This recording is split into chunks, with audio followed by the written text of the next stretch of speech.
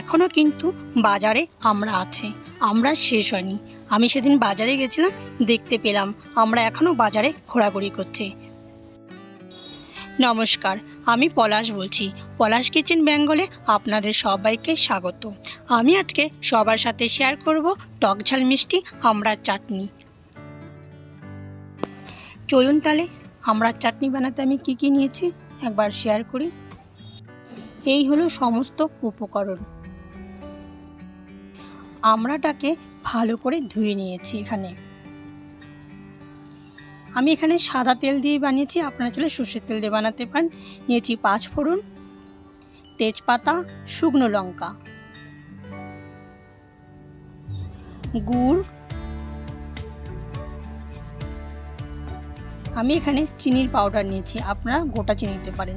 হলুদ পাউডার, শুকনো লঙ্কা পাউডার, লবণ। আমড়াগুলো মাঝখান থেকে 2 টুকরো করে কেটে নেব। এই দেখুন, আমি এইভাবে আমড়াগুলোকে 2 টুকরো করে নিয়েছি।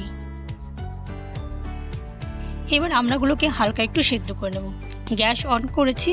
এবার কড়াইতে 1 কাপ জল দেব, যেহেতু আমড়াগুলো আমার কম আছে।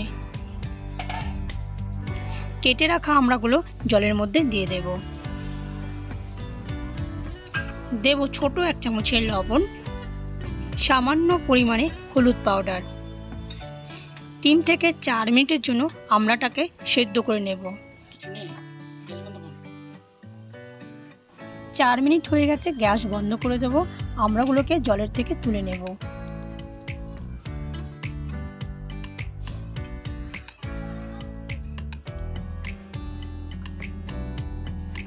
এবার আমড়াটাকে সম্বার দেব। তাহলে প্রথমে আমি গ্যাস অন করে নেব, কড়াইটাকে গরম করে নেব। 2 চামচের মতো সাদা তেল দেব। তেল গরম হয়ে গেছে। ছোট 1 চামচ 5 ফোড়ন, তেজপাতা, শুকনো লঙ্কা দেব। সেদ্ধ হওয়া আমড়াগুলো দিয়ে দেব। একটু ভালো করে মিশিয়ে নেব। এবারে গুড়গুলোকে ঢেলে দেব। আমি এখানে গুড়টাকে গুঁড়ো করে নিয়েছি। 1 চামচ চিনির পাউডার দেব। আপনারা চাইলে গোটা চিনিও দিতে পারেন। আমি এখানে চিনির পাউডারটা দিয়েছি তাড়াতাড়ি গলে যাওয়ার জন্য। সামান্য একটু জল দেব। ভালো করে সবার সাথে মিশিয়ে নেব। একটু লবণ দেব, লবণটা স্বাদ অনুযায়ী দেব। তখন সেদ্ধ করার সময় লবণ দিয়েছিলাম, অল্প পরিমাণে দিয়েছিলাম, তাই এখানে একটু লবণ দিচ্ছি। একটু হলুদ পাউডার দেব। এবার দেব শুকনো লঙ্কা পাউডার। আবার ভালো করে মিশিয়ে নেব। 5 থেকে 6 মিনিটের মতো এটাকে রান্না করে নেব, একদম লো ফ্লেমে। যখন দেখব জলটা একটু শুকিয়ে এসেছে, একটু আঠালো আঠালো ভাব হয়ে এসেছে, তখন গ্যাসটাকে বন্ধ করে দেব। সবার লাস্টে দিলাম একটু লেবুর রস, যাতে টেস্টটা আরও বেড়ে যায়। আপনারা চাইলে দিতেও পারেন, নাও দিতে পারেন, সেটা আপনার উপর ডিপেন্ড করে। আমি এখানে দিয়েছি যাতে টেস্টটা আরও বেড়ে যায়। যাই হোক, কথা বলতে বলতে হয়ে গেল, গ্যাসটা বন্ধ করে দিয়েছি। এবার একটা প্লেটে নামিয়ে নেব। পুরোপুরি খাওয়ার জন্য তৈরি।